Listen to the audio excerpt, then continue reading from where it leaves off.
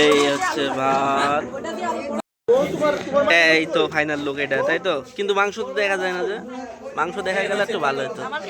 এই যে মাংস, এই যে মাংস দেখেন কত সুন্দর। হ্যাঁ হ্যাঁ হ্যাঁ। মাথায় 4 থেকে 5 পিস মাংস পাবেন আপনারা, সাথে আলুর ডাল।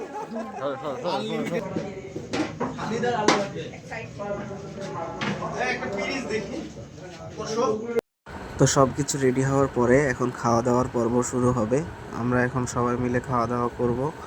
আসলে বাড়িতে এভাবে একসাথে হওয়ার পরে এরকম আনন্দ ফুর্তি করার মাঝে একটা অন্যরকম মজা আছে, অন্যরকম শান্তি আছে। সবাই মিলে নিজেরা নিজেরা এভাবে আয়োজন করে আবার সবাই মিলে একসাথে খাওয়া দাওয়া করলে অনেক ভালো লাগে। আমরা প্রতিবারই যখন একসাথে হই কম বেশি এরকম চেষ্টা করি নিজেদের মধ্যে একটু আনন্দ করার। আর সেটা আপনাদের সাথেও আজকে শেয়ার করলাম, এর আগে কখনো করিনি। আপনারা কেমন লাগলো অবশ্যই কমেন্টের মাধ্যমে জানাবেন। সবাই ভালো থাকবেন, আল্লাহ হাফেজ।